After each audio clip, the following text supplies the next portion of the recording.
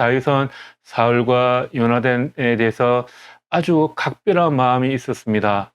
그래서 사울과 요나단이 죽고 난 그 이후에 그의 후손 중에 혹시 살아남은 자가 있는지 수소문한 끝에 무비보셋을 찾게 됩니다.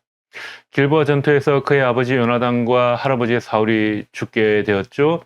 이 충격적인 사건이 일어났을 때 그의 나이는 겨우 5살이었습니다. 한창 부모의 사랑을 받으며 의리광을 부려야 할 때 그럼 무슨 일이 일어나는지도 모르고 유모의 팔에 안겨서 피신해야만 했습니다. 사울 왕가가 패망하게 되면서 닥쳐올 위험으로부터 피하기 위해 유모는 서두르다가 그만 이 아이를 떨어뜨리고 맙니다. 그때 무비보셋은 두 다리가 모두 부러지는 심각한 상처를 입었습니다.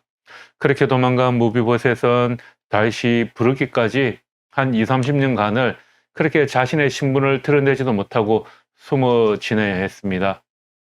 정상적인 환경이 아니라 부모가 없이 유모의 손에서 자라야 했던 거죠. 두 다리를 사용할 수 없어 마음대로 돌아다니지도 못합니다. 완전히 누군가에게 의존적인 그런 삶을 살아야 했습니다.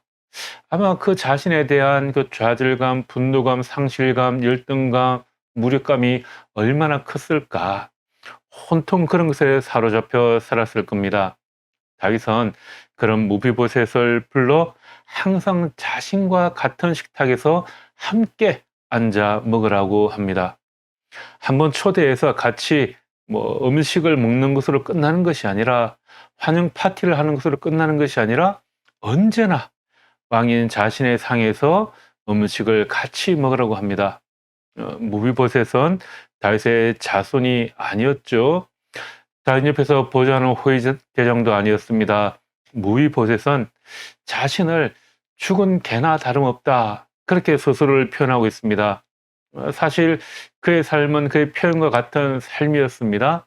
다윗 왕은 그런 사람을 왕자 중 하나처럼 여기면서 자신의 상에서 함께 음식을 먹게 합니다.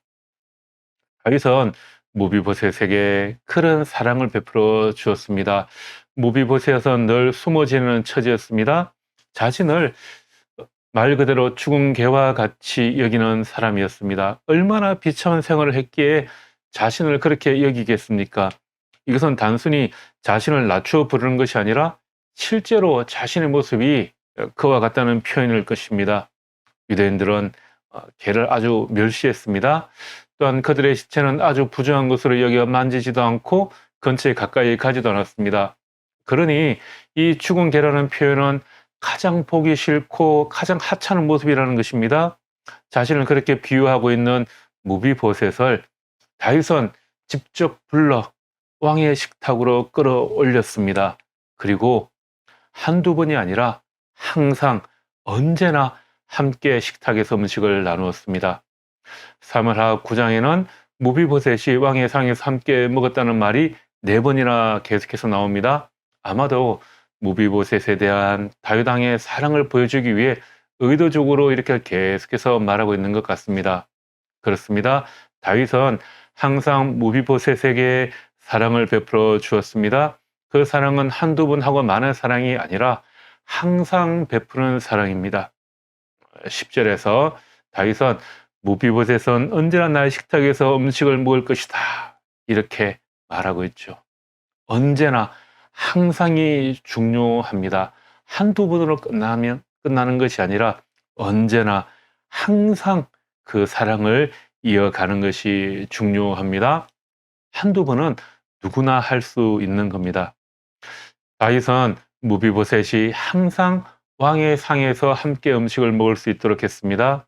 다윗은 항상 그 은혜를 무비보셋에게 베풀어 주었습니다. 무비보셋은 다윗의 은혜와 사랑의 변화가 되었습니다. 그런 누구보다도 다윗에게 충성스러운 사람이 되었습니다. 뒤에 이어지는 내용에 보면 다윗이 압살롬에게 쫓겨 도망갔을 때 무비보셋은 왕이 떠나간 날부터 평안하게 다시 돌아오는 날까지 발도 씻지 않고 수염도 깎지 않고 옷도 빨아입지 않고 왕을 기다렸습니다. 그만큼 다윗에게 받은 사랑으로 인해 누구보다도 다윗에게 충성스러운 사람이 되었던 것입니다.